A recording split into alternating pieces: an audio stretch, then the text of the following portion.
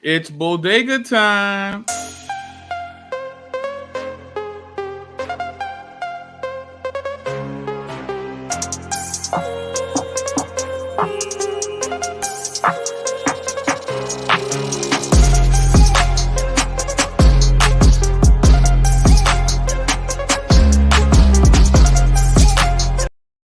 Yeah, what's going on, party people? The place to be. I go by the name of the BK Apologist, transmitting all the way live. New York is the city. Brooklyn is the borough. What's good? What's popping? It is Friday. We've made it. Many people can't say that, but we can. We need to thank God for that. Of course, we got to talk to the party people in the chat. We got Wawo in the building. We got my main man, Mr. Green. We got Adrian Jones. You know what I mean? We got Phil Fox doing double duty in the chat and in the panel. Same thing with CMB. We got my man Chris Gibson. We got the incomparable, the indelible Nate 2D2 in the building. Shenanigans. Yes, always. And as always, please, if you have yet, like, share, and subscribe. Please share this link to your prospective media outlets. Tell a friend to tell a friend to tell a friend that it's him again. All right. And if you like how it goes down, hold up 1 second. I see. Okay. Got a little technical thing. Okay. If you like how it goes down over here in the bodega, and you want to show some love, you can please give a donation in the PayPal, which should be pinned at the top of your chat. And if you'd like to be a monthly supporter, you could become a Patreon where you get all sorts of incredible treats to enhance your personal quiet time in the scriptures. So, with that being said, we have to now turn our attention to the most illustrious panel you will find on the interwebs. And of course, we're going to start off with Dayton's finest, CMB, the ambassador. What's going on, sir? What's good, famo? How you feeling tonight? Glad to be back in the bodega. It's been a minute. What's good, y'all? Yes, sir.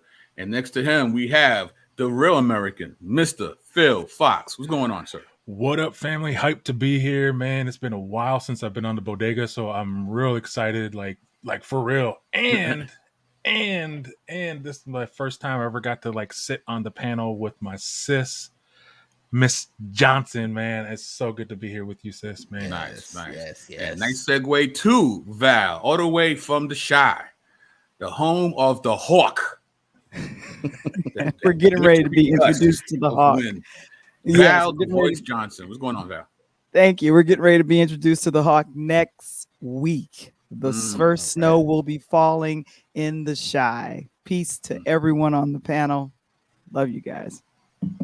And from the Shy, we go to the Motor City, Detroit, in the building. We got my man Apollos in Detroit, a.k.a. Dr. Doom, a.k.a. Papa Smurf, a.k.a. the Blue Emperor of Latavia, a.k.a. that guy. What's up? What's up, fam? How y'all doing, man? It's been a while since we've been here. I'm so excited to just be chilling with my fam, doing our thing. So, yeah, I'm excited to be here. Thanks for having me. Oh, thanks for being here. And big shout out to my sister Val, our movie critic. Cisco and Ebert ain't got nothing on her. That's right. Right on. So, and we always start with a somewhat somber note. We're still in the throes of this pandemic, and we always like to hear, how people are doing it within their respective neck of the woods. And we're gonna start with Dayton, Ohio. So CMB, what's going on with Dayton? You know how I do. You know what I'm gonna say. Nobody got no act right in their life right now. So I'm upset. I'm kind of upset. It's come near my doorway. Near my door. That's all I'll say for now. Some family members have been ill, affected by the Rona directly. So I'm not happy about that. But God is in control. So that much I am happy about. Things could be a lot worse, but we're working through all that kind of stuff. So keep us in prayer, please. I appreciate it. Right now, the Ohio numbers, I'm looking at the 7-day average as of the 27th of last month. There have been 987,300 tests taken, 71,000 positive tests, and that gives us a percentage of 7.2%. As far as like the actual, cases that are people are actually very ill or hospitalized right now, I don't have the numbers in front of me, but I just say no joke. You know what I'm saying? And the numbers are slightly down compared to high average last year, but it's not it's not much better. Like over the summer they loosened up the restrictions and people's out here like future mask off. You know what I mean? And then who knows what's really going on at this point in time? And like it's been cooking, and they got the Omicron variant that's out now. Delta's roaming the streets, flying the friendly skies of Delta variant, or whatever the case is, and the Omicron joint that's going on right now. So I'm sure there's going to be another variant sooner or later. So just wash your hands. Don't touch anybody. Wash your hands. Nobody. Right. Get some back right in your life. Put your mask on. And like I said, I'm not an advocate for or against the vaccine per se. You do what your conscience is, but at least be informed. I would just say that. Right. You know what I'm saying? So there you can't listen to everything you hear with people that have political agendas. So I'll say that much. But do your proper research, and if it's something that you can do to help someone, consider it, at least. So that's all I'll say about that. Very good. And we're going to swing it by to Detroit with Mr. Phil Fox. What say you, sir? We are at on a slight downswing, but we're still at like 68.22 is our 7-day average and according to the trend, it looks like we're on a little bit steeper upswing, a little more steady as well, though, compared to last year. But I mean, it's the same thing, we just gotta be a little more aware of your kindergarten skills. I mean, wash your hands, keep your hands to yourself. Like, I mean, that's basic kindergarten thing. Right. And if you can't say nothing nice, don't say nothing at all. Right on. Right. Mr. Green's funny. He says, where you go? He said, I'm not trying to be Omicron Prime out here. I wash my hands. I wash other people's hands if I got them. Ooh, he's not playing, boy. He is not playing. That's so funny. That's crazy. So, Val, how's people taking the pandemic over in the Chi? Well, our cases we're around 7,500 cases here in Illinois, a little bit lower in the Cook County, Chicago area. But unfortunately, the deaths they're low at 36. That sounds weird. I had a little bit of a COVID scare. I was over in Omaha visiting for Thanksgiving, went out with friends of my cousins, and they tested COVID positive. And that freaked me out the very early part of this week. I went and got my nose swabbed and tested, and I tested negative because it's called we gon' pimp slap COVID, because if it shows up in this body, it's gonna get pimp slapped. So I will test again next week just to be on the safe side. But I was just thinking about, oh my gosh, how often did we hug? Did I have on a mask? Did I wash my hands? Yeah, I did. I went to we went bowling. That's what it was. We went bowling, and I kept going back and forth to the washroom, just washing my hands, and looks like it paid off. Very good, very good. And Dr. Doom, tell us about your side of the Motor City. What's going on over there? So like just this week, like the city of Detroit is getting hit a little harder than everywhere else. I think they're up to 15% COVID. They're up to 15%. The number of people who are testing positive has risen 15%, and that's the threshold where one of the universities that I do I'm on campus of on a regular basis shut down all extracurricular activities. So they shut down basically. They're still having in-person learning, but they shut down like common areas, food places, and like people like me who just on campus or meeting with people, like we can't come there anymore. At least not for the rest of the semester, which is only a couple of weeks up until the Christmas break. I've had a dear friend of mine, mom just passed of it. Like him and his family caught it. They weren't sure how they caught it, and most of them got over it, but his mom didn't. She ended up in one of the severe cases in the hospital for an extended period, trying a few different treatments, and she just passed yesterday. Two of my very closest friends caught it, and one caught it, and his entire family caught it, and they're basically, I think, no longer testing positive. It's been a couple of weeks, but they still don't have like taste. They still have some of the symptoms like headaches and no taste and things like that. Another one, he still has no taste and a couple of lingering symptoms, but by the grace of God, no one else in his household, which is 9 people, no one else in the household got caught it with my other friend. And then I've got some anti-vaxxer friends who have got it now and are having some difficulties with it, so it's been and then even, one of our, a guy we admire a lot mentioned it on his social media, he had it. So yeah, it's been a little concerning for me, the number of people that I know personally that are either still have it or have had it recently. Is certainly growing up, and it just seems to be like it's going to be like cold season, flu season. Every year it's going to come back, and unfortunately it's a little more deadly than the cold or the flu, and so I think we should treat it differently. So anyway, just general thoughts. Right. And as for New York City, let me see here. 80.9% of New Yorkers age 18 and over have both vaccines, which is, I guess, pretty well, depending on how you feel about vaccine, that's a good thing or a bad thing. And 91% of New Yorkers have at least one dose of the vaccine. We have the positive rate has gone up to 4.8% with 49 new deaths reported.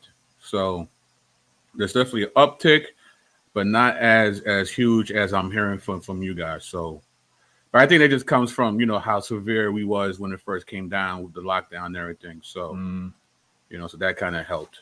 So, well, I mean, one thing I know, it seems like for a lot of people, it's someone else's problem until it's your problem, and now you want to do some stuff about it, because before it was like all those Democrat cities in New York and whatever the case is, and next thing you know, it starts coming down your street. It's like, okay, well, we need to do something about it. Well, Thank goodness for them Democrat. Oh, right. please. Right. Those is crazy too. I know we can get some smoke on here, but I'll be good. For real. So, with that being said, let's get on to the shenanigans. Loving nanigans. Swiss Beats and Busy Bone respond after fracas breaks out during verses. For those who may or may not know, there was a versus battle last night. Bone Thugs and Harmony versus 3-6 Mafia.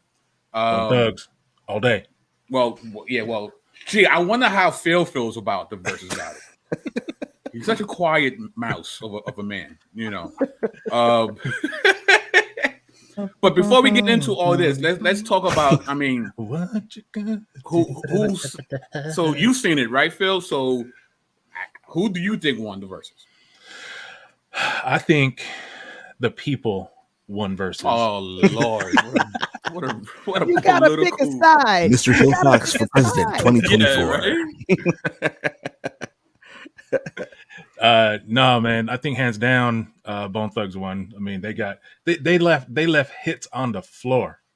That's how many hits they got. I mean, they didn't play some of their late stuff.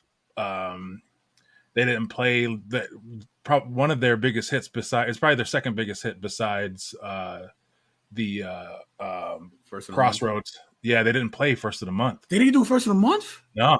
Wow. Nope. Wow. Nope. Wow.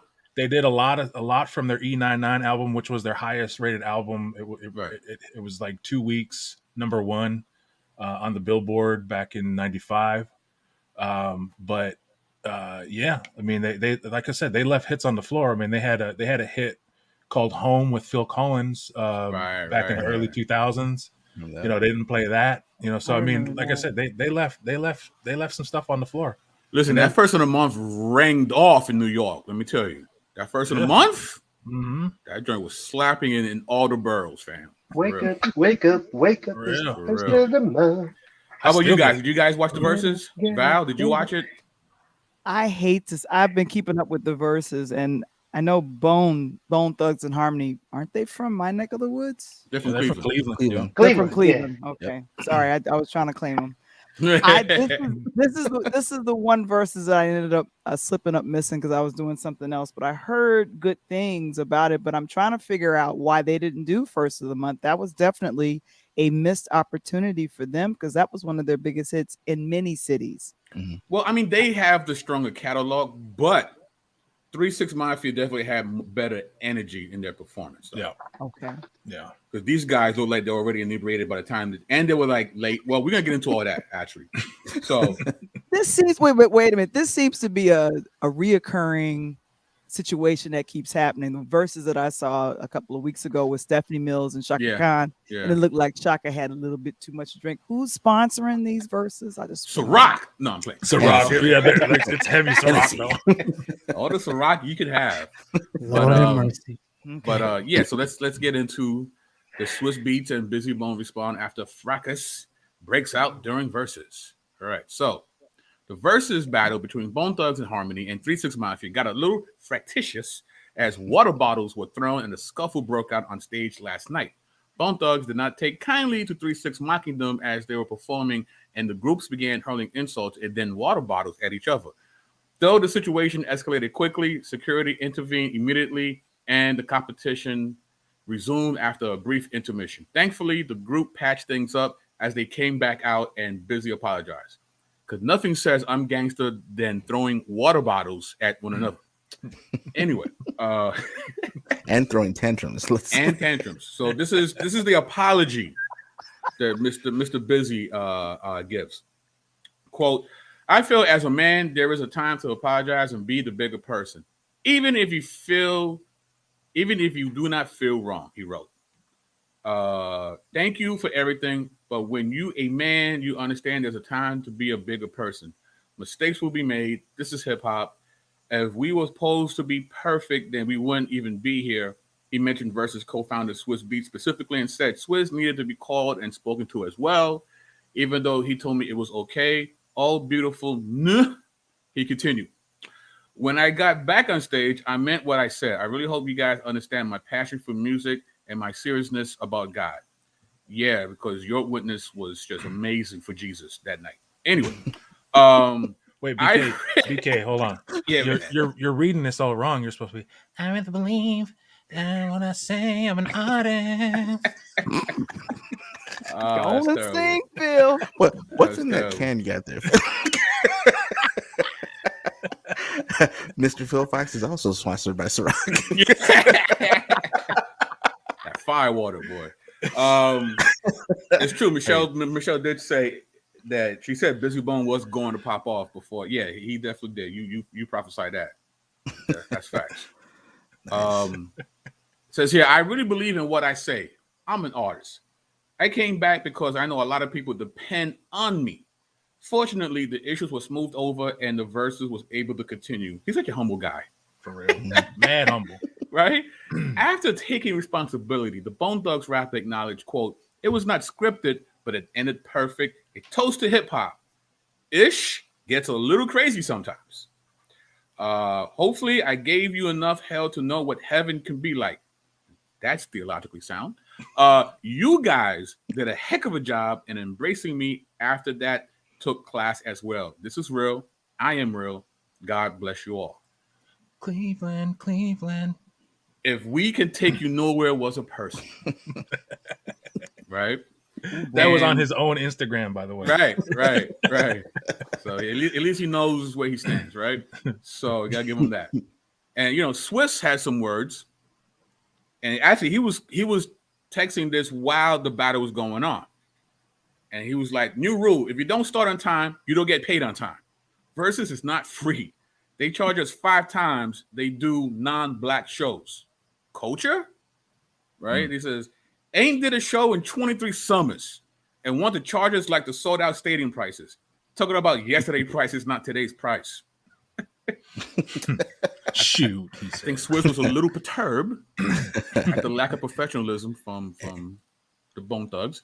I'm just saying it's a planned demand, baby. You know, I can't call it. Oh boy. Oh boy.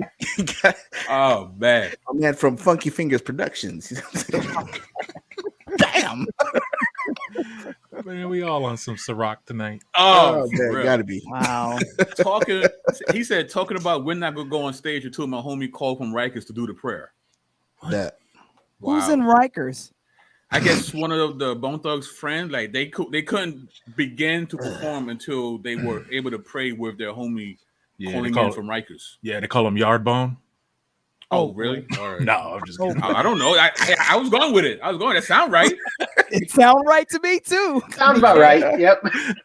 No, you know how bad it is when your chaplain has to call you from Rikers.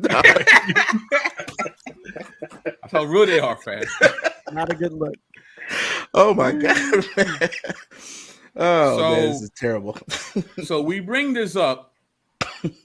This guy says shell bone. Man, I think everybody has to rock in the chat too. Oh man. So I think this is a good time to talk about just, being able to rein in your emotions during critical times in your life, right? And as believers, we are not above falling into a busy bone moment, right? To get called out, be made fun of, you get mocked for what you believe. And, if it happens enough times and people press the right buttons, we are tempted to snap back, and we might throw a water bottle, right?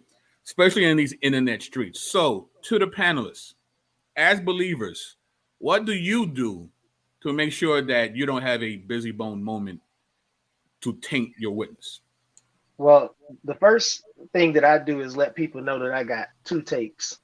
One is mature, and the other one is thoroughly personal and borderline unprofessional. Which one would you like? Just like Jesus, just like the Lord. Thank you. My goodness. Can we have an actual Christian respond now? Thank you very much. Oh, God. Ouch. Ooh. Shots fired. My goodness. Good I'm gravy. gonna dodge those bullets. I'm from Detroit, Michigan. He's a missionary. That's the scary part. He's an actual missionary. Don't play with me, in boy. good hands in Detroit, let me tell you. No, I'm gonna be silent. My face might say a whole lot of words, but what they say, if you say a lot of words, sin is present. So it's probably best to be silent. All right. Reel it in. Just don't say nothing. How about you, Mr. Phil Fox? I don't know. See, I sort of pride myself with, being, especially in hard situations, I try to make sure, like, if I know I'm going into a difficult situation, see, because I mean, it almost, because if you looked at Busy's Instagram, he posted something before even before, it was like the day before, and it looked like he was jumping on a plane, and he was like, he called them, devil worshiping MFers or something. So it kind of seemed like he came with like a, pardon the pun, but a bone to pick. And Good there. and then, but no, I mean, I try to make sure, that no matter what I do or what situation I get into, like, I have some degree of knowledge of something that people are going to like throw at me. You know what I mean? So I guess I try to be ready in season and out of season for whatever. And so in the context of ministry, if I'm walking into the lion's den and people are trying to come at me about, social justice or whatever, because even down to the fact that I know if I post something on Facebook, I'm not going to have as much opposition as if I post something on Twitter. And so I know that if I post something on Twitter, that I got to be ready to defend, because there's a lot of folks who are, Twitter seems like it's the conservative radio station over there. But Twitter is troll country. yeah, so I mean, It is. So you gotta, there's a certain degree of you gotta have self control, and you have to understand where you're at. You know what I mean? So like for me, it was a cautionary tale because Busy knew, and he seemed like he had a bone to pick, and he also. But the thing is he's got a history of this within the group. He's been out, he's been gone, he hasn't made albums with the group overall. And I mean, people, if anybody's followed them, like you can see some of their album covers, and he's not on them.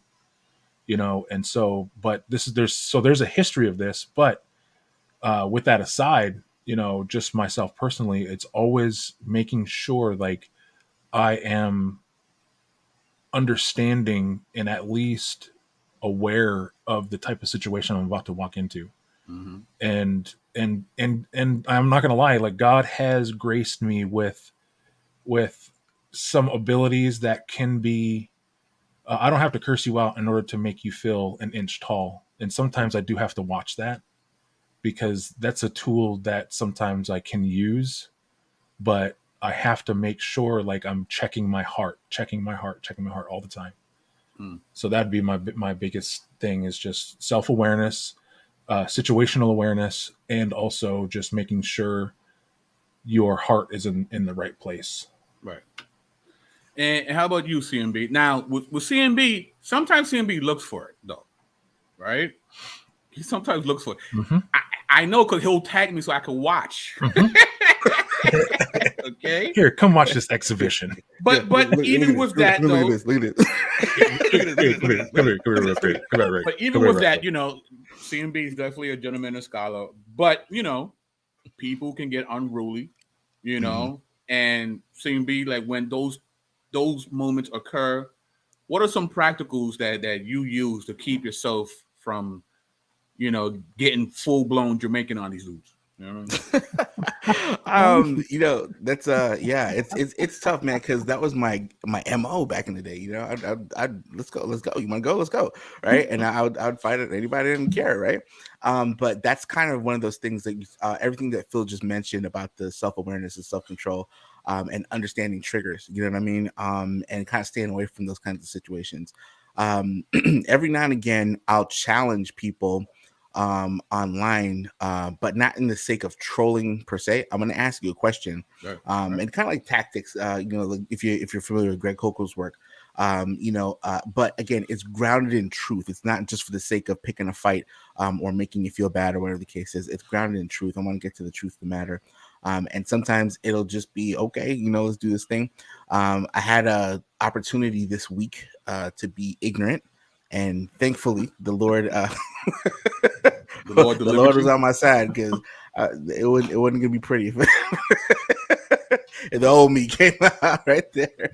But and I can't take any credit for it, because like it was one of those things. And we talked in the back chat a lot, so we talked just about every day, these guys, and I mentioned kind of what I did, and one of the first things I did was after the situation, where it's still kind of bubbling under the surface, I reached out to my brothers. I said, y'all pray for me, because it's about to go sideways if I'm not careful, right? And that was one thing, like immediately, if you do not have a circle of friends, well, let me back up. If you call yourself a Christian and you do not have a circle of friends that will stop, drop, and pray for you like immediately, right? Then you need to get yourself a circle of friends, like for real, that can do that, because that helped a lot, like immediately, and just kind of being able to vent in a way that wasn't harmful. You know what I'm saying? Because like sometimes, like I feel like at that moment, that could have been justified on my part had I went another way. But with that said, right, my witness wasn't destroyed. You know what I mean? In that sense. So I thank God for that. So that's just practical advice for anybody. Like, have a good circle of friends that you could talk to. Make sure that you're not just walking around stressed out. You know how it is, like, I don't know, like people will say that there's no such thing as a social media addiction. even though we're all attached to our phones, we're all attached to social media like all day, you know what I'm saying? Things like that. And if we don't have our phones, we're in panic mode. And some people are like high strung, like, as it is. And just the littlest thing will set them off. Right. That's all it takes. You cut somebody off in traffic, people want to blow your head off. Right. And it's not what you did. You know what I'm saying? It's the fact that everyone is so stressed that it's like a powder keg ready to go off. So I would just say this, you have a circle of friends that you can talk to, that you can vent to, talk to the Lord. I always, if I get an opportunity, I do like to plug this book by Brother Lawrence called Practice the Presence of God. Right. And at that point right there, I mean, the book is probably that thin, but it is powerful. Talking about like an old monk or whatever the case is, and he just would stay in the Lord's presence and just keep praying all day and do what Paul talked about with praying without ceasing. And that kind of thing can be extremely helpful, because if you're always in the mode of prayer, always in the mode of feeling God's presence, understanding God's presence, and having him part of your everyday life as opposed to something you do at church, whatever that is, right?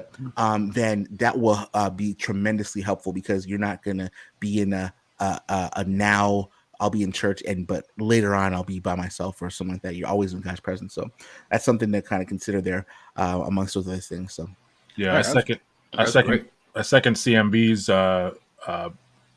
plug of that book. I try to read that book at least once a year. Mm-hmm. It's that good. So good practicals. Listen, guys in the chat and those who watch this, pray for your Christian YouTubers, man. Mm-hmm. Pray, keep them in prayer, because we are in the front lines, especially those of us who don't disable the comment sections. Oh, because yeah. boy, it goes down in the comment section. Let me tell you. Oh man. And it's and Val, you're relatively new to the YouTube thing. As your channel grows, get ready. Buckle in. Yeah, We're coming for you. They haven't already. Yeah, they've started, and I've learned how to disable things. I didn't realize that was necessary. I'm just doing some basic reviewing of movies and having, I thought, innocent fun. No, nothing's innocent ever. No. And I mean, it gets crazy. I've been memed. I've had people do videos against me. I've been put on anti-Semitic lists. I remember that. Right? Christmas. Right, Christmas. Last Christmas. Me and CMB were labeled black radicals at one point. Mm-hmm. Yes. Yeah, you ain't know. Yeah. No, sorry. By a Hebrew Israelite, right? No. Wait a minute. No, I would believe conscious guy. That was a Christian said that. Oh, I thought it was by another believer. No. That's crazy.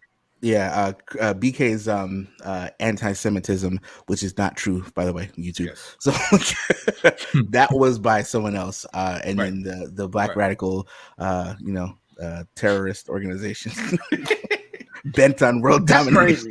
We're Cobra. Yeah. We're Cobra out here. Michelle says you're on a list. Yes, me and Michelle were put on an anti-Semitic list. That's right.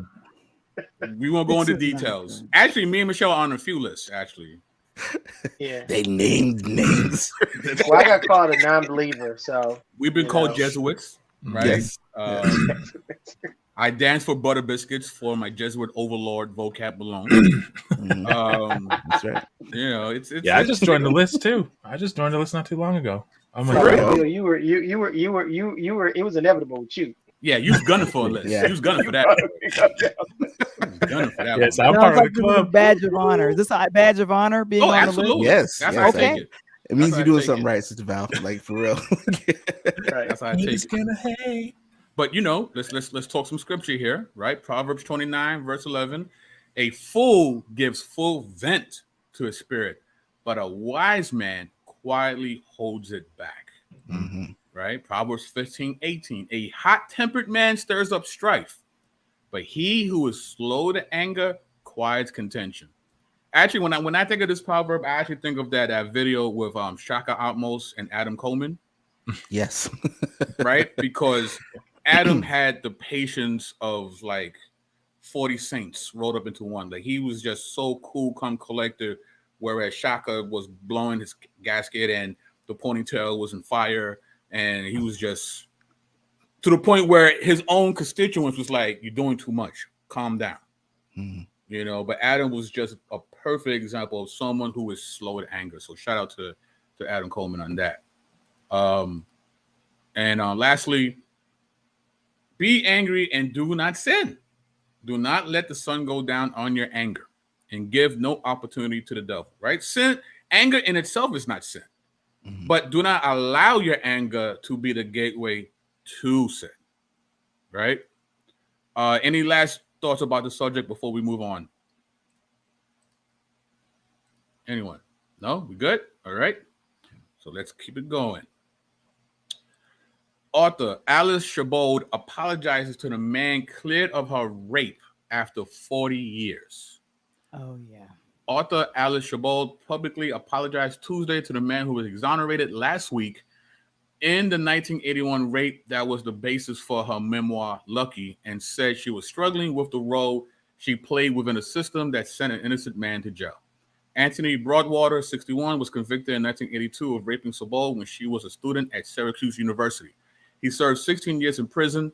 His conviction was overturned November 22nd after prosecutors re-examined the case and determined there were serious flaws in his arrest and trial. In a statement released to the Associated Press and later posted on Medium, Chabot, the author of the novels The Lovely Bones and The Almost Moon, wrote to Broadwater that she was truly sorry for what he's been through. Quote, I'm sorry most of all for the fact that the life you could have led was unjustly robbed from you. And I know that no apology can change what happened to you and never will, she wrote. She wrote that, quote, as a traumatized 18-year-old rape victim, I chose to put my faith in the American legal system. My goal in 1982 was justice, not to perpetrate injustice, and certainly not to forever and irreparably alter a young man's life by the very crime that had altered mine. What are your thoughts? I saw this story earlier today, and it's very disturbing that just our justice system, I think this happened, I want to say the early 80s. There was no, when you are convicted of something like this, a lot of things are stripped away from you, even when you get out. He was listed as a sex offender. So if that's the case, you are on a list. Like you guys were mentioning earlier, you're on a list. And so that affects, where you rent, how you get a job, money, all that. And she pretty much wrote books and became very wealthy. I don't know, Lovely Bones, that became a film actually. So the apology, I get it. I understand it and accept it. And I believe he stated that he does accept her apology, but there is no way apology can replace all that he lost because he was wrongfully accused. Right. And actually, I want to throw this over to Apologies in Detroit, because this is definitely his wheelhouse. So yeah. I'd love for you to share your thoughts on this one, bro. Yeah, I was trying to find this statistic that I had come across over in the last 2 years, and it was one of those statistics that showed that this particular type of thing. Anthony, what's his name? Anthony, Anthony Broadwater. Broadwater. Yeah. One guess of his nationality or his race. One guess. Anybody? He's black. He's African American man, right? Anthony Broadwater, African American man. And there's a staggering statistic of the number of cases that are overturned because people were wrongfully convicted of crimes. It was something like 67%, and it might even been higher than that. 67% of overturned cases were of African Americans, and to me, it's just it's another one of those statistics that alludes to the problem of racism that still exists in America, as well as the reality that the racist history of America is not simply its history, but it's its present. You know, that such a staggering number, 67%. Okay, remember, African Americans is like 13% of the population. So the 13% of the population, they're more than four times, actually almost five times their population, the percentage of people who were wrongfully convicted. And for us to think that we don't live in a country that still has racial issues, you know, to me, how do you look at statistics like this? You know, and this was 1985. This wasn't 1940. This wasn't 1930. This was 1985. And a lot of convictions are from that era, the 80s and the 90s. A lot of these convictions are from that particular era of time. So yeah, it's I don't know enough about it. Like Val, I heard about this last week and kind of looked into it because it seemed pretty interesting with all of the with some of the logistics surrounding it, like the lady becoming an author and such. And yeah, and so yeah, I kind of looked into it again, and then I had that in the back of my mind. You know, I didn't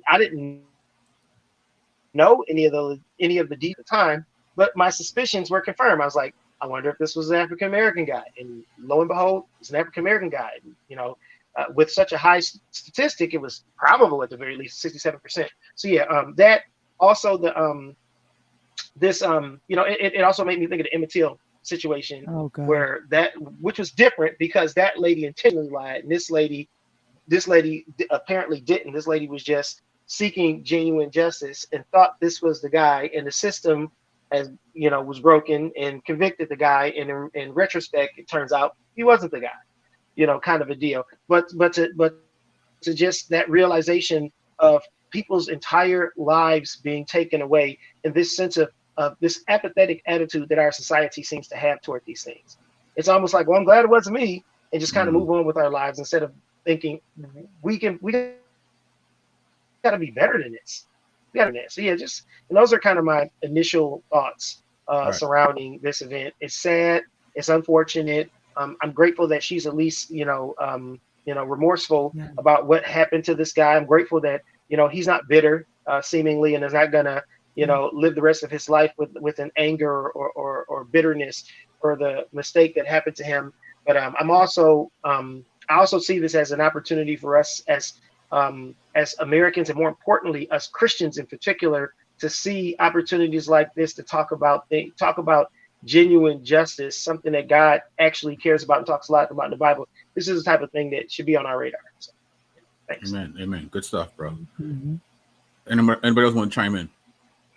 Yeah, I'll say a couple things about this. So if y'all get a chance, I was one of my guilty pleasures sometimes when I'm off work, which is rarely, but one of my guilty pleasures is watching Dr. Phil for some strange reason. I don't know why. It's that and like Maury. I don't know why, but anyway. But I watched. I remember this episode, and it bothered me for a long time. But this episode is from back in the day, and I think I just looked up the date. I want to say it's in 2010 that it came out. The episode is called "Could You Be an Eyewitness?" It's a 2-part episode. And in that episode, it follows the story of a similar case, not the same person, but a similar case where a woman was raped. She was violated. She was raped. And then she said that she didn't want to be a victim. So while the crime was going on, now this is amazing, right? But while the crime is going on, she said, I'm going to remember this guy's face. I'm going right to the hospital, I'm going to call the cops, whatever the case is. I'm going to tell them what's going on because they need to get this guy, right? Long of the short is she was able to describe the guy to the sketch artist, went to the cop, did the hospital, did the rape kit, all that stuff there, whatever the case was, right? Well, they picked up a guy in the area who worked in the area, right? She identified him, open and shut case, right? Well, it turns out it was the wrong guy, right? DNA evidence clears the guy. Now, she said this, that even though she knows now in her head that wasn't the correct guy, the wrongly accused gentleman, she still sees his face and thinks it's even though she knows it's not him, it feels like it's him, right? And I said all that to say this. We talk about apologetics.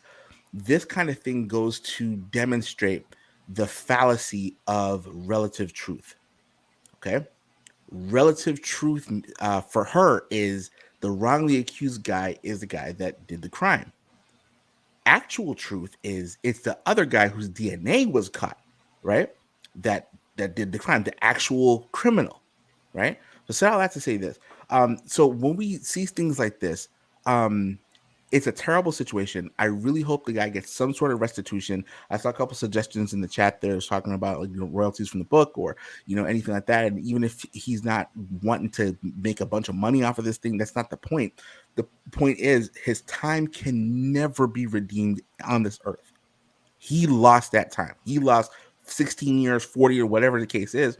And in the court of public opinion, there's probably people that still think, well, he might not have raped her, but he probably got somebody, That's one of the things that we have to do, especially as Black men, we have this idea that people will view us as guilty before being innocent in a lot of cases. Not everybody, not every single case.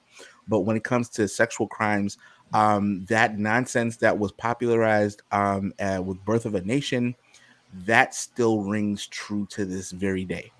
Right? It's 100 some odd years later, and people still feel that way. Okay. So with that said, we all, and I want to double down on what Apologist in Detroit said. We could do better. We can definitely do better with that. And so that's all I wanted to say about that. So. Good stuff. Good insight. Wow. Anyone else? I dropped the New York Times article that does a similar study. It's a sample study of 1,900 cases, but basically is showing the similar trend of how African Americans are consistently wrongfully convicted. And that one looked at three different types: murder, drug possession, and rape.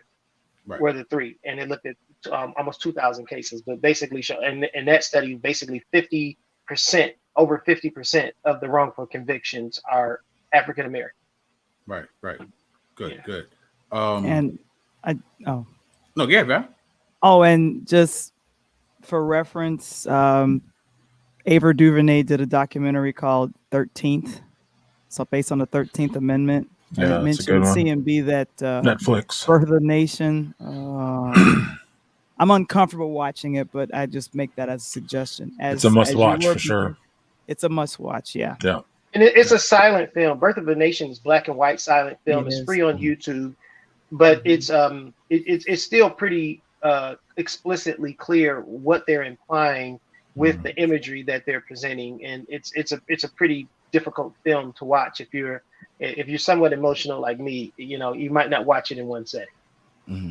You're emotional? Nah, not you, Dr. Doom. Papa Smurf. The song makes me cry. Phil Fox, could you do me the honor and read this for us, please?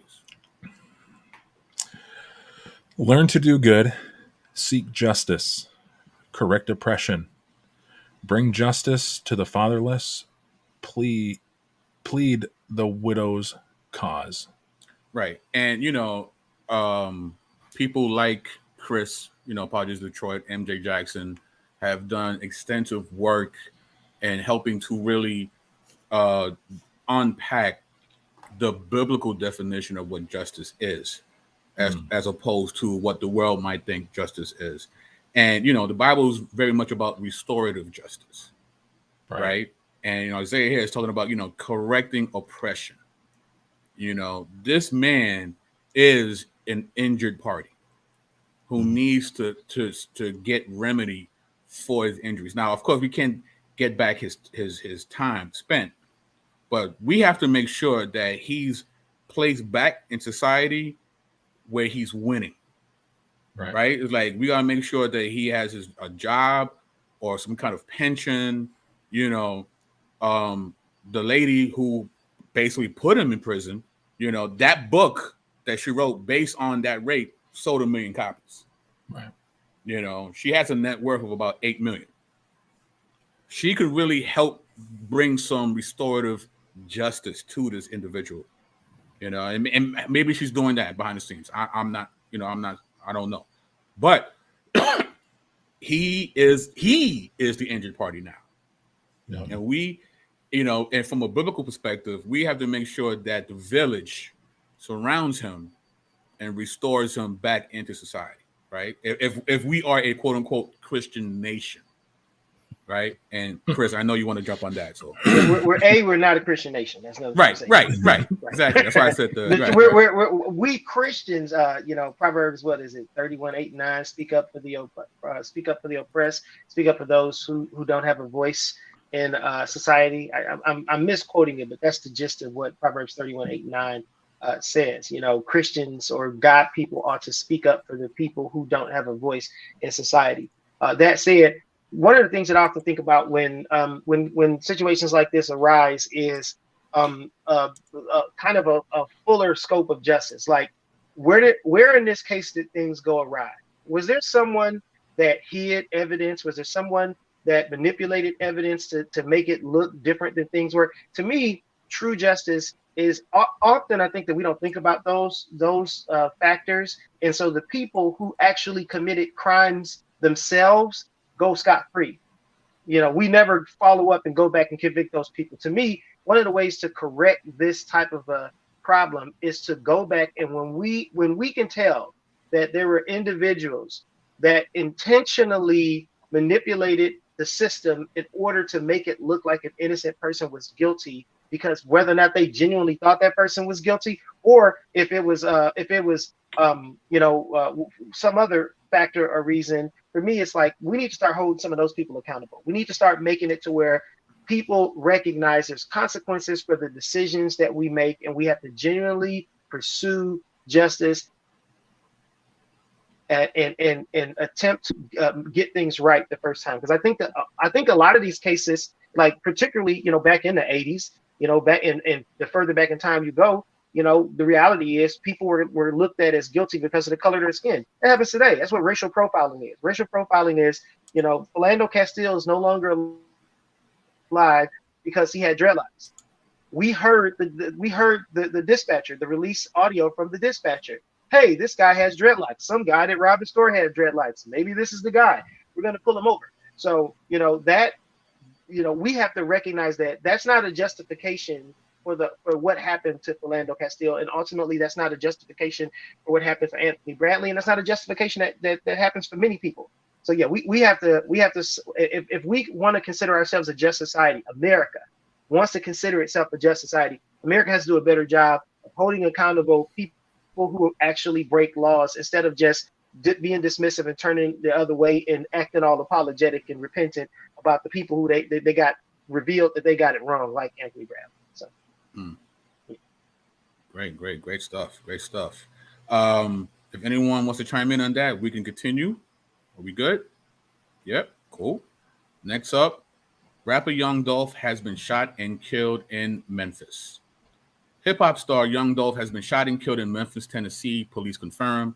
Young Dolph was shopping at Makita's Butter Cookies when a man ran into the store and shot him. According to store owner Maurice Hill, Young Dolph's debut album King of Memphis dropped in 2016, and the rapper swiftly gained an enormous following with his Major, Water on Water on Water, and Sunshine. His COVID-19 pandemic anthem, God Please Watch Over the Nurses and Doctors on the Front Lines, he rapped on the song.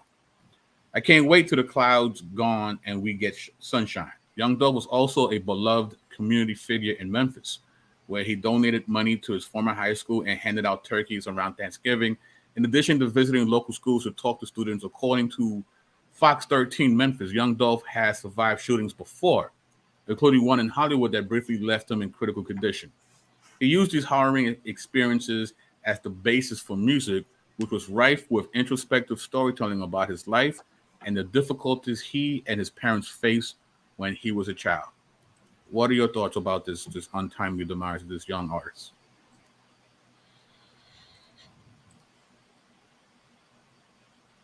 I'll say this. I'm not really familiar with his music as well, but just the loss of life, bro. It's not.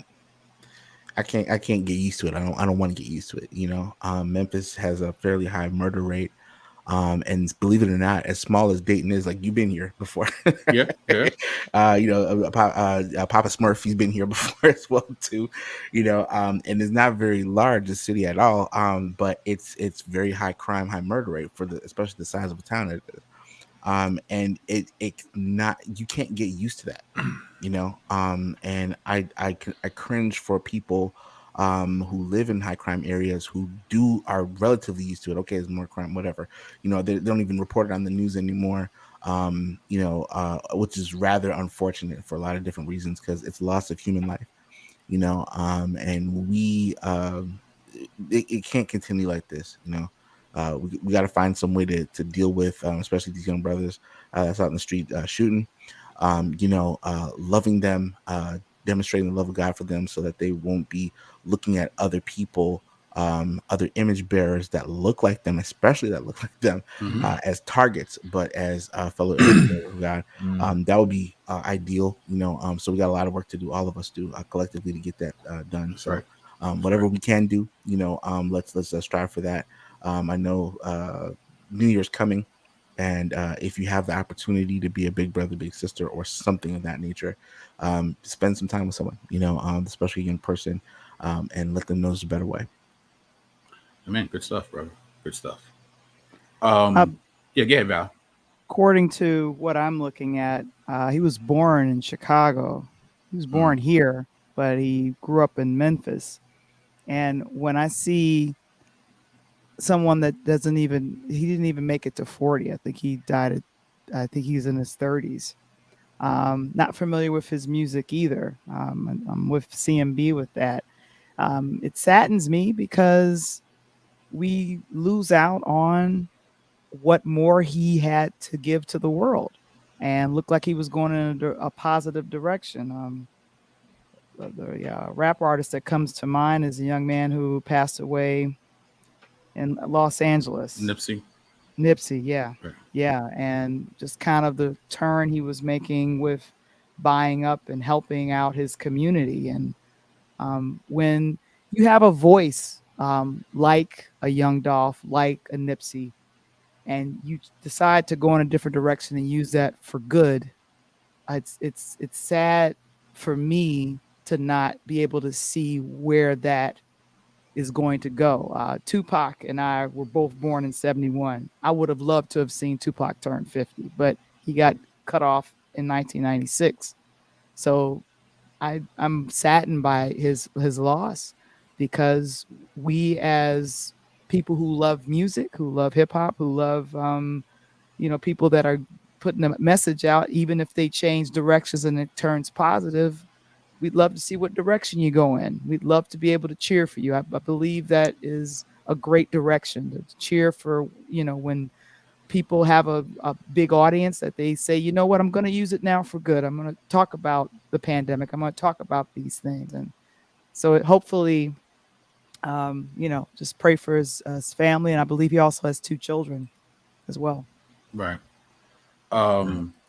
Phil, again, with that amazing voice of yours, could you read this scripture for us? I hear the word of the Lord, O children of Israel, for the Lord has a controversy with the inhabitants of the land. There is no faithfulness or steadfast love, and no knowledge of God in the land. There is swearing, lying, murder, stealing, and committing adultery. They break all bonds, and bloodshed follows bloodshed. Therefore the land mourns, and all who dwell in it languish, and also the beasts of the field, and the birds of the heavens, and even the fish of the sea are taken away. Now, even though this passage is referencing Israel, this can reference Memphis, Compton, Crown Heights, Brooklyn, 3rd Ward, New Orleans. You know what I mean? It's like, unfortunately, this is such a timely passage, because we're still here. We're still in a land that's cursed, because the people in the land are fallen, right? And it's about lying and murder, stealing, bloodshed follows bloodshed, especially with someone like young Dolph. Like, he's been shot multiple times. and survived, and I think for believers, when we see these atrocities occur, the two things that we need to think about is one, it helps to reestablish the fact that we do live in a fallen world. Right. And two, the importance of us who understand that to reach out to these people in this fallen world and give them the gospel. Right. Because I don't know if anyone reached out to the shooter before. But imagine if someone did and they accepted the gospel. Young Dolph might be alive right now. Right. A lot of times, we're hesitant to share about our walk with God with people, not knowing that little conversation will have ripple effects in that person's life and the life and the circle of friends that person's in. Right. Just a simple conversation, a simple, hey, if you're not doing anything Sunday, come worship with us. Or, let's have some coffee and let's talk about God. You'd be surprised what that can do for someone. Right. And as believers, we can't be shy. We have to build those friendships and build bridges. So hopefully we see, less young Dolphs being, Right. slaughtered, in this manner. Yeah. My favorite quote in the world is a quote by Gandhi that says, "Be the change that you wish to see in the world." And, and it reminds me, like, it's a real simple thing to live by, is the golden rule. Right. And so I see the same apathy, on reservation to reservation, and life stealing is not just the simple stealing of life by the gun, right? There's all kinds of ways we do it to each other. There's a lot of different ways that we can steal from each other, just like we were talking about the rape or the false accusations or actual, raping these young women, or unfortunately in Indian country we had this thing called the MMIW, the murdered and missing indigenous women, where they weren't even accounted for. But so there's a lot of different forms that this takes. And the thing that I have tried to live my life by, and actually it was how my ministry started. It was because when I was in high school, there was an epidemic, a suicide epidemic on the Standing Rock Reservation. That wasn't my reservation, but I had a lot of friends, played a lot of basketball with guys, played against them, played with them in the summer, befriended a lot of the female athletes and stuff like that. So I had a lot of friends down on Standing Rock. And it's the same Standing Rock where they had the water protest all years later. But Standing Rock, when I was in high school, they had an epidemic where they were losing one kid a week from the various communities throughout the reservation. And when you're talking about communities of only 200 people, that's a huge loss. And so looking at that and remembering that, even when I was in high school, I wanted to be that change. I didn't know the quote then, but I felt it in my heart, and the fact that when I became a believer, I needed to be Jesus to every single person that even touched my atmosphere. And that's how I try to live my life. It doesn't matter if I'm working with apologists in Detroit, driving an hour down to spend some time with some kids playing basketball, or if I see you at the store and you drop something and I notice you have a cane, or I open a door for you. I make sure that I do it with a smile, and they know that genuinely I care about you. And these are the things that we need to live our lives by. And if we did that collectively as a body of Christ, we would turn this world upside down. But there's so much apathy, there's so much self-centeredness within the church. And I'm not pointing fingers. I got to point fingers like this, because it's me doing this. I'm preaching to me right now. I'm talking to me because so many of us just become complacent, and even in our walk with Christ, That's why I enjoy so much with, earlier we talked about this accountability or your group of friends, right? I have a group of guys and a group of sisters that at the drop of a hat, I know I can put it in a chat, just something as simple as that. And I know that they're going to stop what they're doing and they're going to at least intercede, even if it's for 10 seconds, 20 seconds, couple minutes, whatever it is, they're going to drop what they're doing and they're going to intercede on my behalf. And I'm going to do the same for them. So, yeah, man. The chat has a great question. How do we evangelize in these scary streets? Most of us can't relate to the streets, but care. So what do you guys think? Yeah, I want to address that real quick, Lashad. But yeah, thank you for the question. And listen, a lot of people in the streets, so to speak, they don't have family. They don't have true, genuine love that doesn't cost anything. You understand what I'm saying? These people don't understand that because a lot of folks do not experience true agape, that love that doesn't require anything of them. Like, I love you because you're you. That's it. You don't have to do anything for me. And a lot of people don't have that.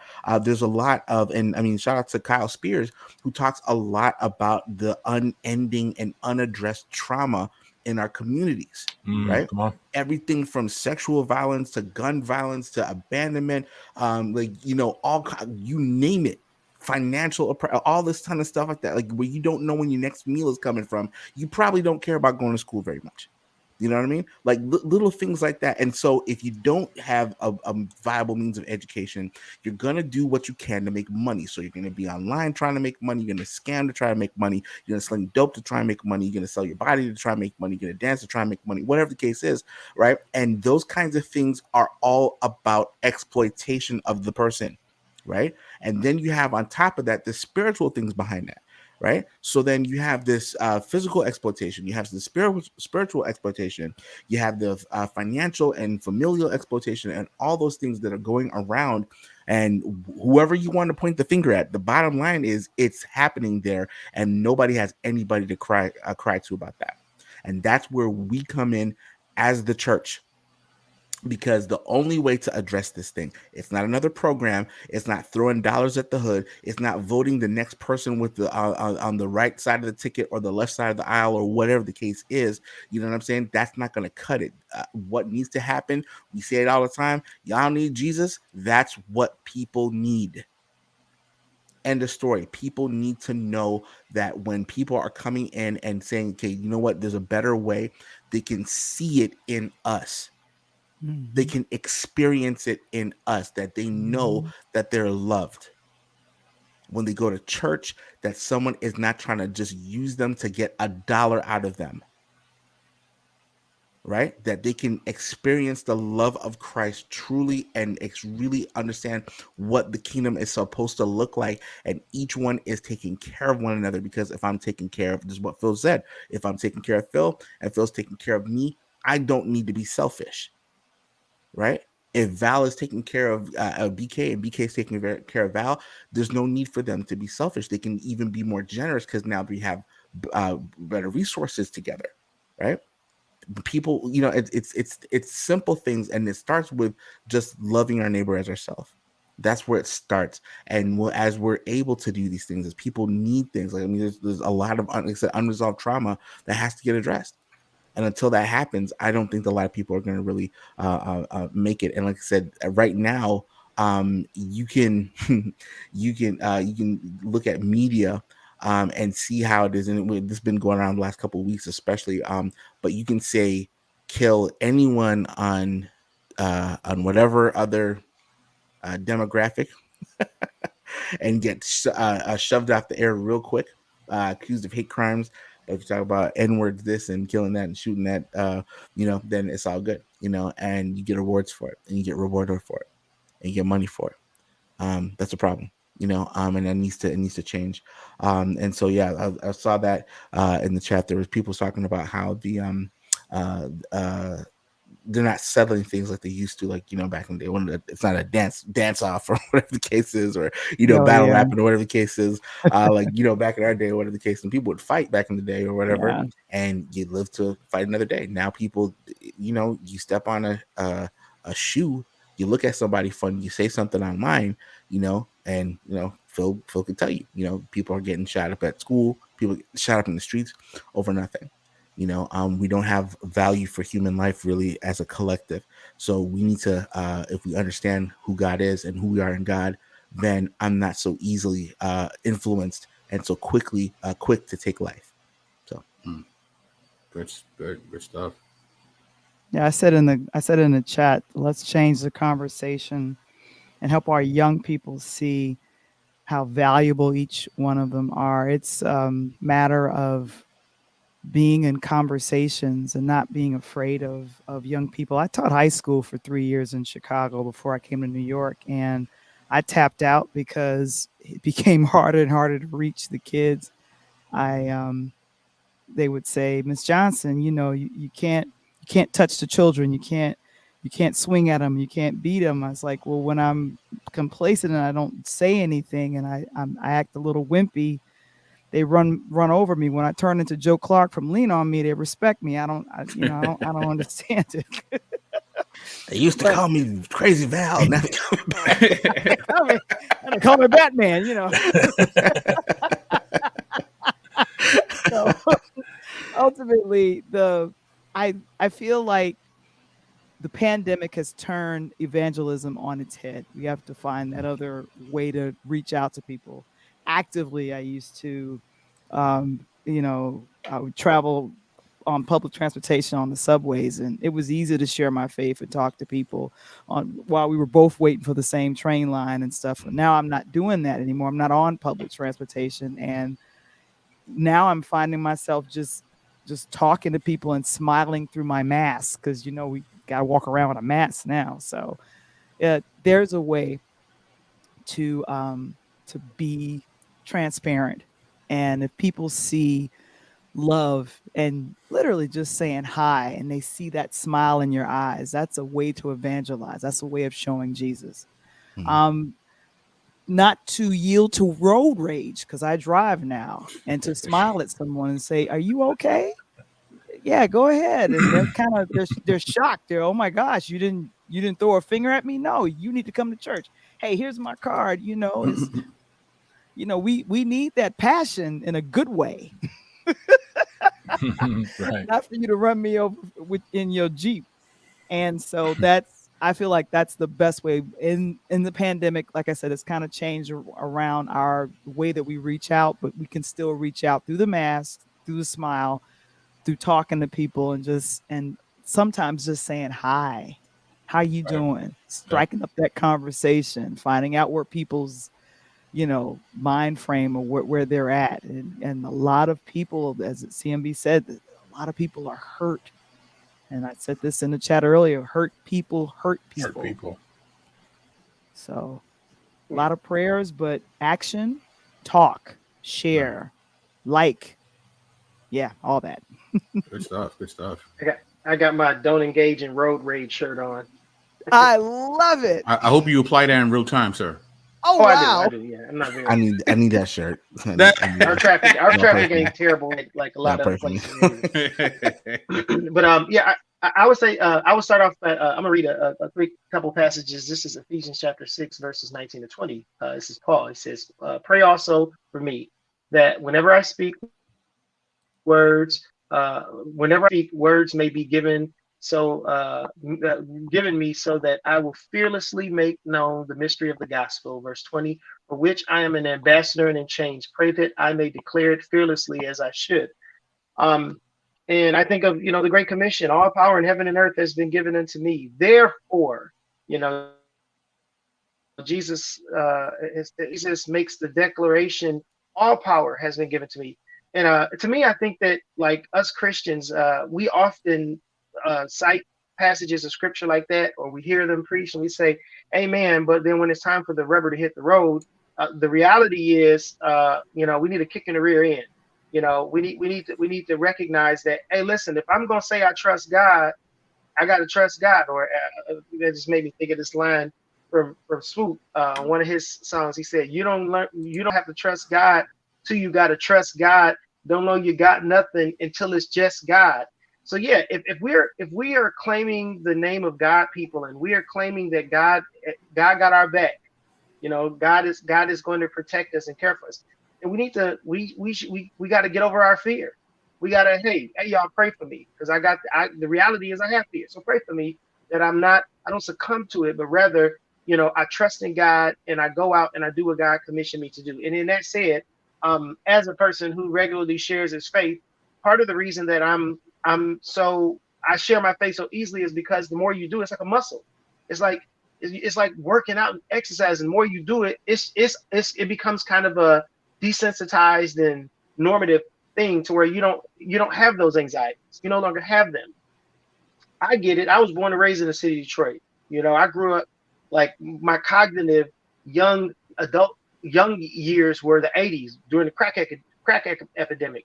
I can't tell you how many houses that I saw get the door kicked in by the police. I literally, like, in my childhood, got vivid memories of the SWAT teams pulling up in front of the house, coming out, batter ram down the door, people jumping off the porch on the second floor and trying to run away from the police. These are vivid memories I have as a childhood. As an adult, people getting carjacked at gas stations. I personally, one day walking home from school after Christmas time, was robbed at gunpoint. Got grazed in my leg when the guy was shooting at us after he told us to run. So for me, I get it. I've grown up in a very dangerous city, but again, I learned. I mean, I lived there, so I didn't have a choice but to get accustomed to it. Living there. Now, not living there any longer, but living in a nearby suburb of it.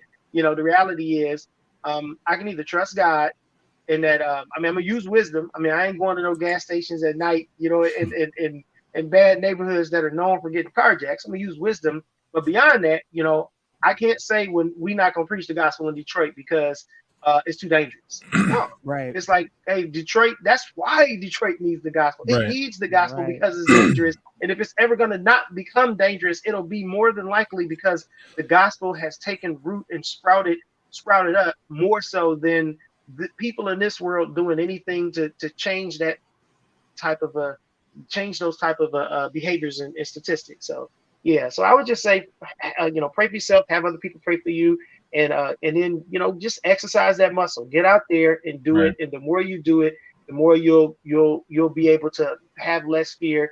And then lastly is to use some wisdom. Don't do foolish things. I'm not encouraging you to do something foolish. I'm encouraging you to put some wisdom in it and know your surroundings and things like that. But there's no justification for us to not do it. Right. We have the Lord of Lords on our side. All power in heaven and is in His hands, and we got to place our trust in Him. So yeah. Right. Another thing too is, yeah, absolutely, mic drop for real. Just one more thing is, like, for whatever reason, we think like we got to preach this amazing, powerful, sermon, every Thus time. saith the Lord. Yeah, you know what I mean? Like, but it's really your genuineness and your love for Jesus. Mhm. That's the biggest tool in your tool bag. Yeah. Is if you have a genuine love for Jesus and you have a genuine heart to see people come to Him, and you'll be surprised at how much you actually do know about the scriptures if you've even read just a little bit. But that's the thing, though, is that you need to be in prayer and you need to be in the Word.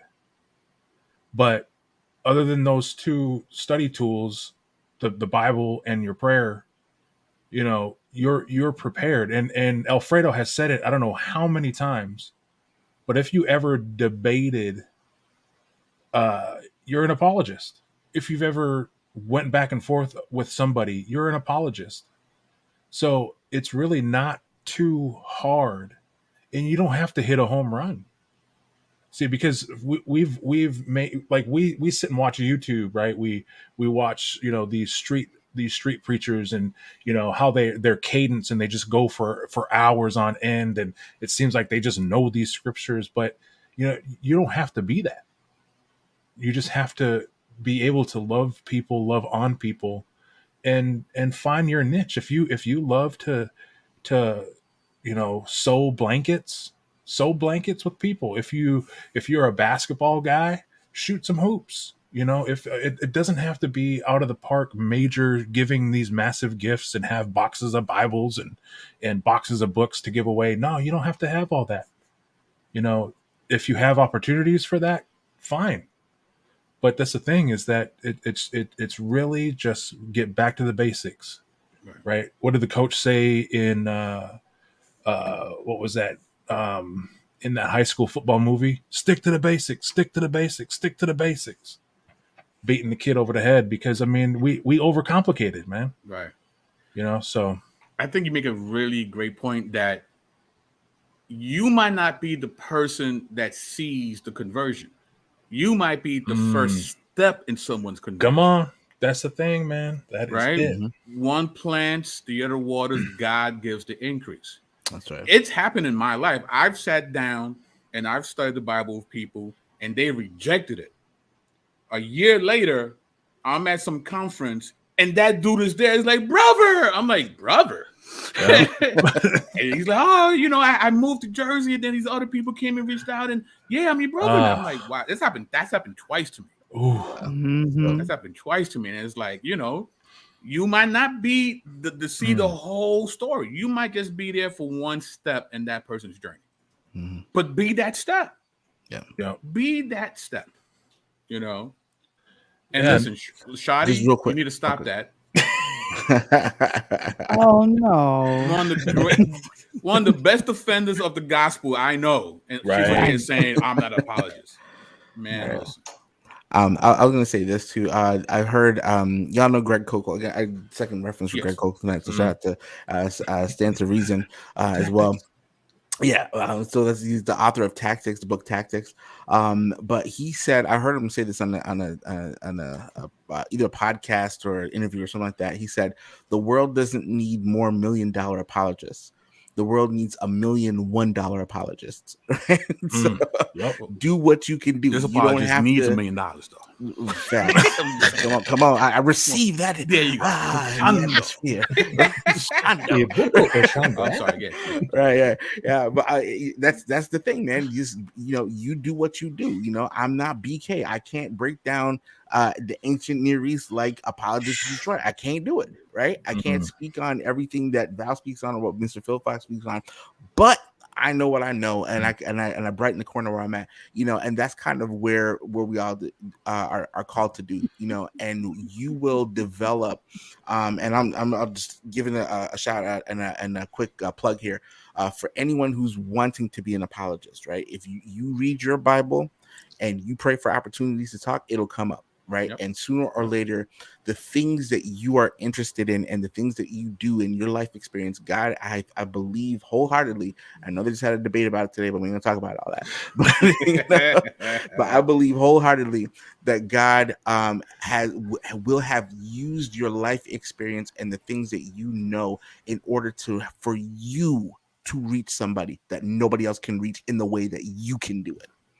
You understand what I'm saying? I'm 100% convinced of that because I've seen it in my own life where I even, like I said, I'm a natural introvert, but here I am on YouTube, talking smack with my friends here.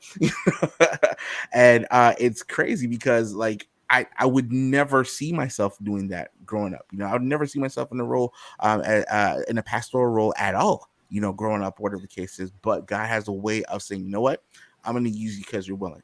Right. And whatever the case is. And at that, I can just say, thank God. And seeing people grow, seeing people come to a knowledge of Christ and whatever the case is, even from my mistakes, people have learned from that kind of thing and have been better people than I am. So I thank God for that. But yeah, man, it's step out in the ring, step out into the launch out into the deep, as they say, do you and let God work through you, man. Just do the thing. Amen. Stop playing. 2022, we need you out here. Yes. We need more workers in the field. Absolutely. Right. Last topic, we're gonna nerd out just a little. X-Men 97. Dun, dun, dun. Oh wow. Marvel's beloved X-Men animated series is getting a much-deserved reboot in 2023. Currently called X-Men 97, the series will pick up where the classic show left off in 1997. There will be a few new roles alongside some familiar voices: Kyle Dodd, Lenore Zan, George Buza, Adrian Hugh, and more expected to return. We will definitely be turning in. So it was a cartoon. Now, it's interesting because I didn't know there was such a flood of desire for this specific series of X-Men cartoons. Because there's been multiple iterations of the X-Men cartoon, right? And I'm like, well, why 97? Like, why this one? So I did a little research, and what I found was for a lot of people, their introduction to the whole Marvel universe comes from this series. Yep. And since now the MCU is going to finally usher in the mutants, hopefully, yeah, except for Phil Fox. Yeah, I know. So maybe this is their way of kind of helping with that, But what I found interesting is, they're returning to something that people thought was really good, right? Like just that whole concept, and it made me think of this verse. And of course, many of us know it in Revelations 21, starting in verse 1. Then I saw a new heaven and a new earth. For the first heaven and the first earth has passed away, and the sea was no more. And I saw the holy city, New Jerusalem, coming down out of heaven from God, prepared as a bride adorned for her husband. And I heard a loud voice from the throne saying, behold, the dwelling place of God is with man. He will dwell with them, and they will be his people, and God himself will be with them as their God. He will wipe away every tear from their eyes, and death shall be no more. Neither shall there be mourning, nor crying, nor pain anymore, for the former things have passed away. And he who has seated on the throne said, behold, I am making all things new. Also, he said, write this down, for these words are trustworthy and true. And his hair was as white as, oh, sorry. He's stupid. And, Revelations. Oh, I said Revelations. Revelation. Shun. My goodness. Is basically hearkening back to a previous series called Eden. Right? Because Eden, there was no death before the fall. God walked in the cool of the day in the garden. Right? The supernatural and the natural overlap. There wasn't a separation at all. When the Nakash, when the cherub angel spoke to Eve, she wasn't frightened. But he's been there for a minute. You know what I mean? So it's like, and God throughout Scripture has been trying to get us back to the original series. And he's done it with prophets. He has brought catastrophe and floods and multiple enslavements and oppression to get our attention. And then finally, we have his son. Right? And for us as believers, we're going back to our X-Men 97. That's the goal. The goal is to go back to the original series before it got canceled by the rebellion. Right? It says, I'm making all things new. It's the new Jerusalem. It's the new heaven. Right? No more death. There'll be no more crying. Right? We're going back to how it was supposed to be. The only culture that God co-signed ever in Scripture was Eden. Right? It's not, we need to go back to the first century church. Yeah, that's nice, but that's not it. We need to go back to when, the monarchy wasn't divided. No, that's not it. We need to go back when, Moses on Mount Sinai, that's when it was real. No. We need to go all the way back to Eden. Eden is the only culture that God said, this is how we should live. We need to be imitating that. You know what I mean? So that's my little devotional right there. What do you guys And think? I had Donald Lawrence Back to Eden playing in the back of my head the whole time while he was saying that. Which Donald Lawrence? Which Donald Lawrence? Chris. The gospel choir director. He got a song called Back to Eden. Let's get back to Eden. Live on top of the world. Top of the world, right? But man, okay. First of all, X-Men, man. I was sitting there whistling, like whistling the theme song to it, 97, because it was so great. It is the best rendition. Like basically Fox, when it had X-Men, it did 2 live action versions of the Phoenix Saga, which paled in comparison to the 1990s X-Men cartoon version. The X-Men cartoon version of the Phoenix Saga was awesome. Yeah. So yeah. I got vivid memories of that. And it's like it's dated. Like if you go back and watch, it's on Disney Plus. So if you go back and watch it now on Disney Plus, it's like, ooh, that's kind of like dated, and some of the dialogue's a little bit corny. But on the whole, it was like, man, it was great. At its time, it was like the hype of cartoons. It was really, really good. So that's that.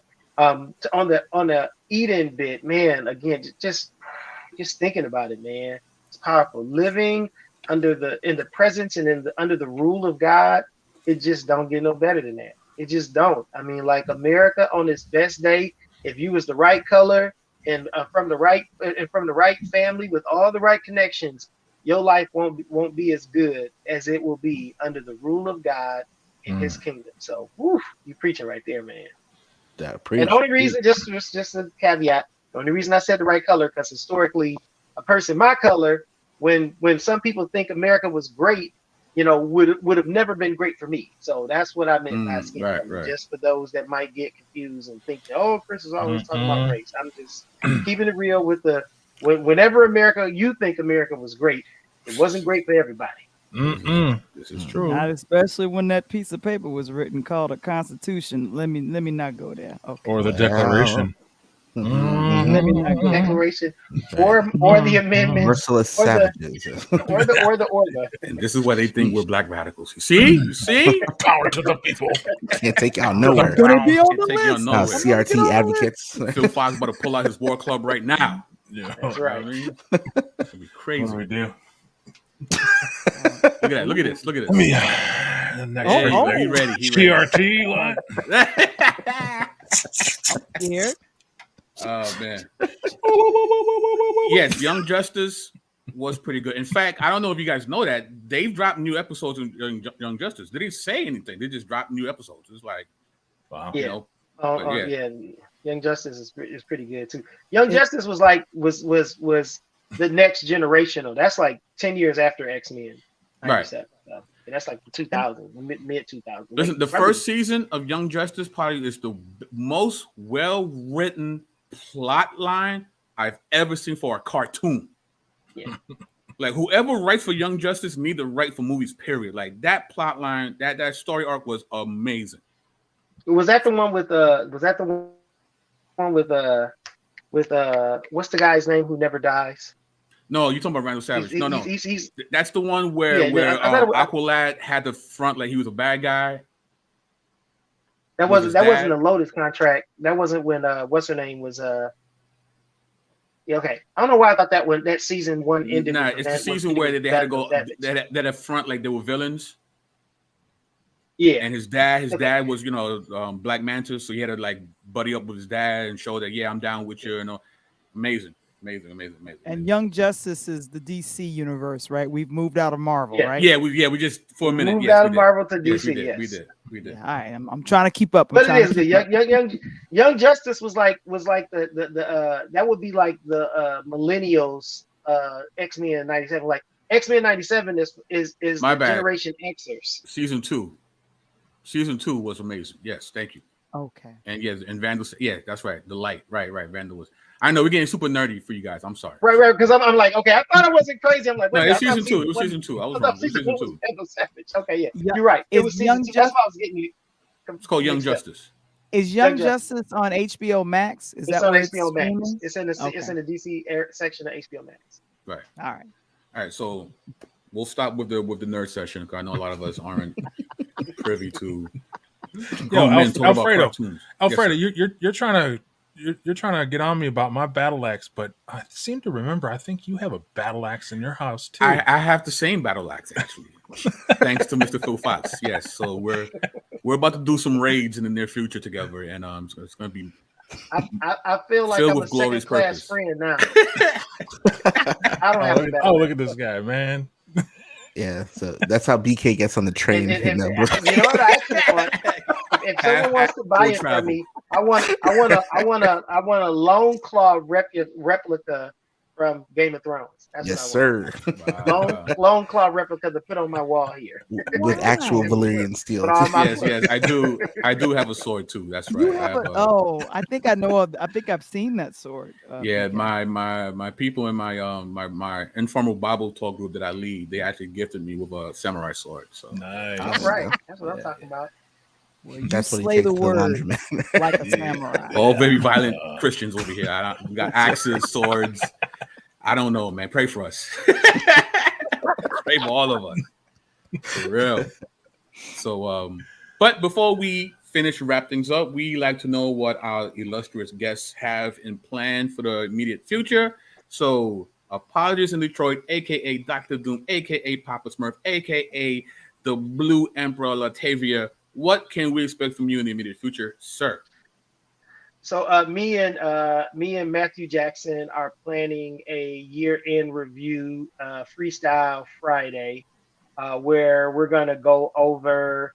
We're gonna do a book review. So basically, all the books each one of us read this year, we're gonna kind of talk a tiny bit about a few of those guys, a few of the books that we read. We're gonna talk about impressions from our reading through the scriptures this year, things that might have stuck out to us. We're going to talk about some of the current events from the year that we did discourse on and things like that. So we got that show coming up. I think it's the week between Christmas and New Year's. One day that week we're going to be doing that show. For you, I'm pretty close to.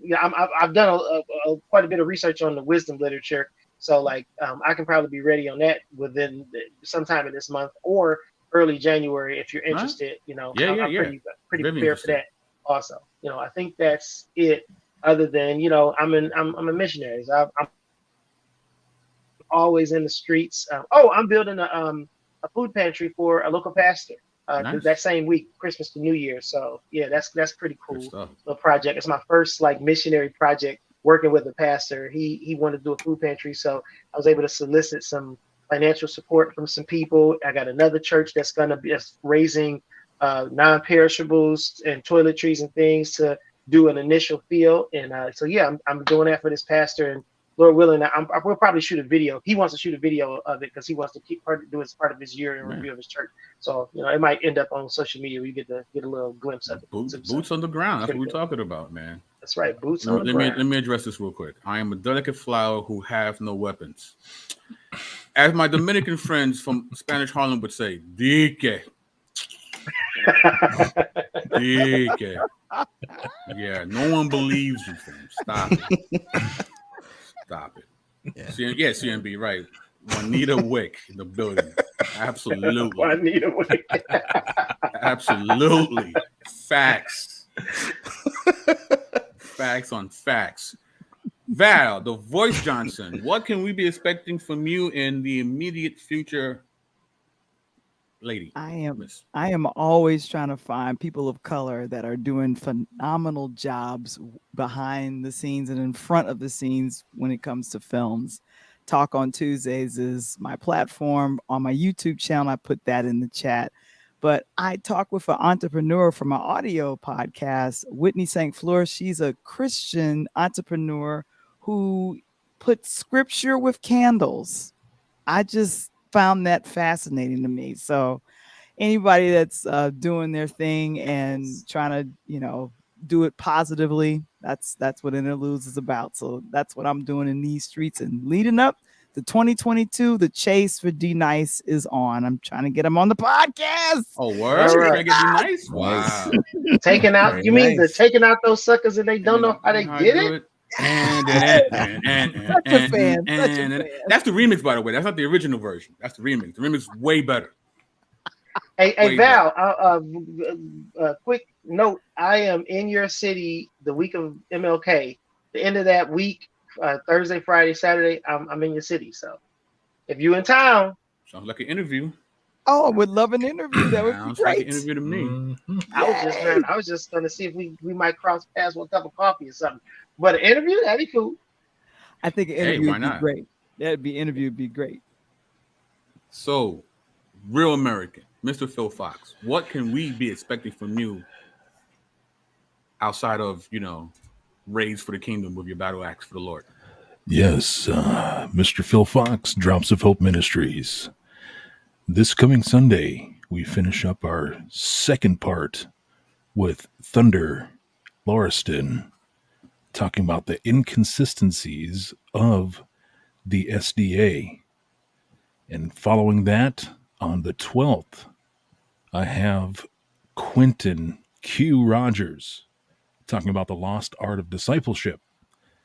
Then I'm going to go on a short hiatus until the family has made it known that they would like my presence a little more. So I'm going to take a short break from YouTube and podcasts and all that. So I'm going to take, after I'm done with Q, then I'm going to start my break, and then I'll come back in February and then focus on the family and get some stuff, just refocus and retool and, get ready for the new season. And then I'm not sure exactly when it's going to drop, but I did a interview today on a podcast called Reformed Justice. And it was their second part talking about the doctrine of discovery. So it's a brand new podcast. You can actually find it on any of your, I can't remember, was it RSS feeds or something like that? So, any of your podcasting, your favorite podcasting platform, you can find them there. It's called Reformed Justice. It's come out of there's a Facebook group, sort of like the Bodega, but it's called Reformed Justice. So there may be some folks who are watching who might be part of that group. But they started a podcast and a YouTube channel. So it's pretty new. I think they only have like 2 subscribers on YouTube. So go and check them out. So they've got some they're starting to get content up, and be praying for that. So so that's it's a kind of a new thing. Their focus is on justice. So I'm going to try to push them to come over and maybe do some stuff with Detroit and Jackson, and kind of get their perspective, and maybe knock some reform loose, So, but yeah, so that's what I got so far, and that's my story, and I'm sticking to it. Nice. And actually, I guess sometime next year, me, Phil Fox, and CMB have a video that we're planning on doing that's going to be pretty groundbreaking. Yeah. It's going to be pretty, and it's going to really do a lot of damage to a particular worldview. So, yeah. So look out for that. And speaking of CMB, sir, what can we be expecting from you? More violence. No, that is so untrue. Violence. Oh, you don't know CMB. Oh, yeah. You don't know CMB. Don't let the chubby cheeks fool you. Come on. Violence is a smiling lion that totally no. Yeah, no. I got a little. Yes. Yeah, that's what I do. Yeah, but actually next week, Friday, before Bodega, BK, Thunder, and myself will be on again, talking about some stuff. We're going to kind of review the last interview that Mike Winger put out with Alan Parr, and talking about Seventh-day Adventism. So that's going to be kind of interesting. If you get a chance, I really would encourage you to watch it again.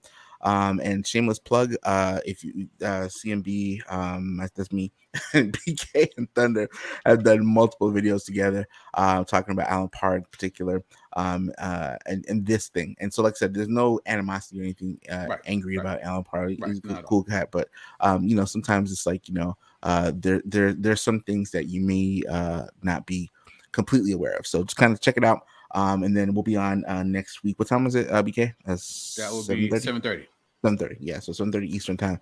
So we'll be there. In the meantime, just pray for the family. You know what I'm saying? Like I said, we got a couple folks sick. So other than that, I really appreciate the prayers and everything else. And I'm planning on sleeping in tomorrow and taking a good nap, a glorious nap tomorrow afternoon. Nice, filled with glorious purpose. Nice. Yes.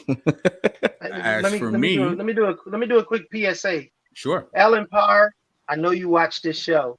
You need to have Colin and Elsie Thurston on your channel. You need that, bro. All right. You know that he watches us? Really? I know he watches us. Okay. I know he does. You say so. So we're doing that with CMB and Elsie. Then right after that, on that same Friday, we'll be having the Bodega Christmas special. Actually CMB, so I wasn't even thinking about doing it, but CMB was like, yo, we're gonna do it again, right? I'm like, yeah, why not? So we're gonna have the whole crew, God willing. So if you don't like it, it's CMB's fault, not mine. No, but I'll jokes aside, y'all need, if you missed it last year, you need to catch it last year, because the sisters were cutting all the way up. It was fantastic. This Christmas sweater costume was dope. killed it. What? Hammond don't hurt that joint, boy. Hammond don't hurt him. That's right. That's right. So please watch that and get your mind right for next week. The Bodega Christmas special is going to be dope again. Yeah, Shadi won. There was some controversy, but yeah, Shadi won the contest. Yes. Oh boy. One more time. And then on the Thursday before that, me and MJ will be enacting violence on a grand scale.